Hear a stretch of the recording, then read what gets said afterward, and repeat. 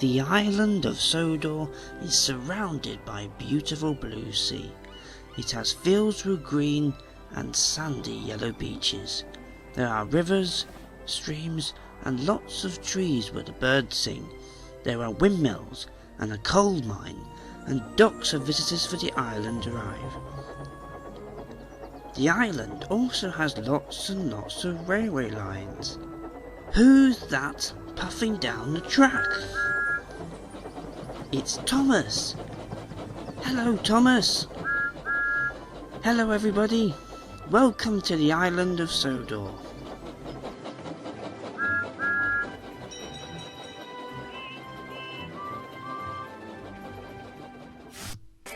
When the weather changes. Sometimes on the island of Sodor it rains very heavily. Sometimes the sun is out. But whatever the weather, the engines work hard without fuss.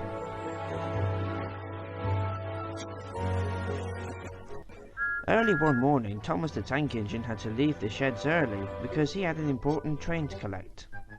The Fat Controller gathered the rest of the engines at Knapford Station with a new weather report.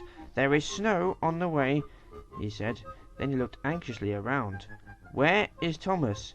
"Sir," called Percy, "he left the sheds early this morning. Please may I go and find him?" "Yes," said the Fat Controller. "Tell Thomas that Sir Topham Hatt said he must go and have his snowplough fitted."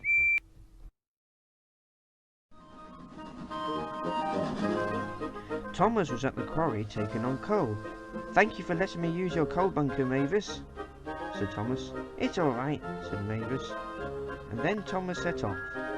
But not long after Thomas left, Percy arrived. "Have you seen Thomas, Mavis?" asked Percy. "He was here just now," said Mavis, "but he's gone."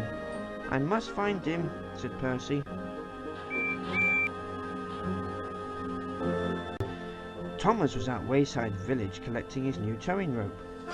"Thank you for bringing my new towing rope, Scarlory," said Thomas.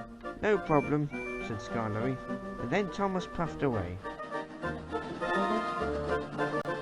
But just then Percy arrived. "Have you seen Thomas, Scarlory?" asked Percy. "He was here just now collecting his new towing rope," replied Scarlory. "I really must find him," said Percy. "I've got a message for him." Thomas was at the docks collecting his train. He was soon ready to go. "Thank you, Cranky, for getting the train ready for me," said Thomas. "Always glad to help," said Cranky, and then Thomas set off once again. "There's snow on the way, Thomas," called Cranky, but Thomas didn't hear him. Percy soon arrived. "Have you seen Thomas, Cranky?" asked Percy. "He left 5 minutes ago with his train," said Cranky. "I really must find him," said Percy.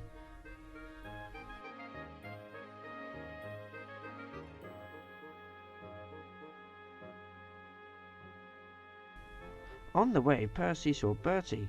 "Have you seen Thomas, Bertie?" asked Percy. "I'm sorry, Percy," said Bertie. "I haven't. What's wrong?" "I've got an urgent message for him from the Fat Controller. There's snow on the way, and he wants him to have his snowplough fitted." "I tell you what, Percy," said Bertie. "You go back to the station, and I can give Thomas the message." "Thank you, Bertie," said Percy, and then the two friends set off. But Percy had puffed so hard chasing after Thomas that he completely ran out of water. "Oh no," said Percy.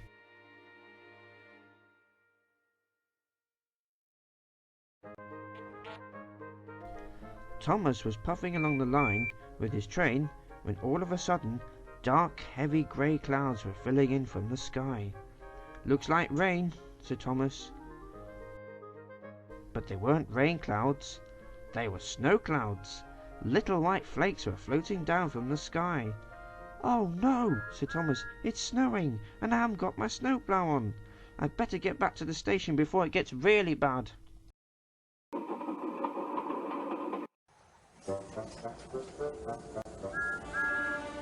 Thomas finally got back to the station. By now the snow was getting heavy.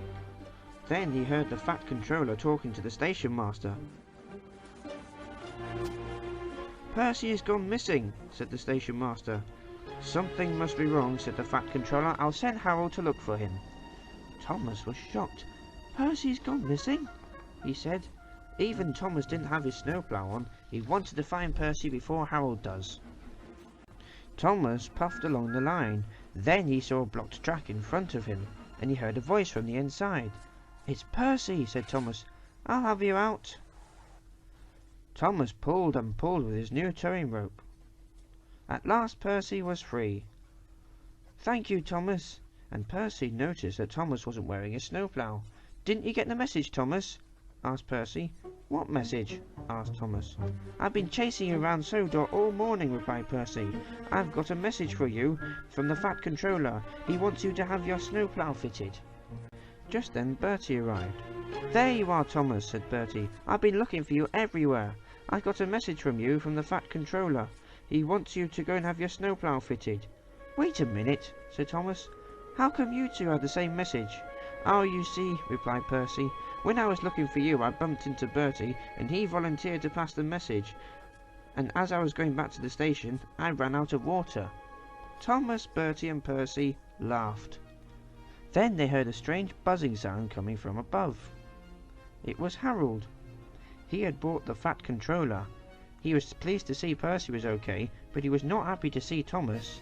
"Thomas," he said, "why haven't you got your snowplough on?" "Please don't be cross with Thomas, sir," said Percy. And Bertie and Percy told the Fat Controller the whole story. The Fat Controller laughed, and then turned to Thomas.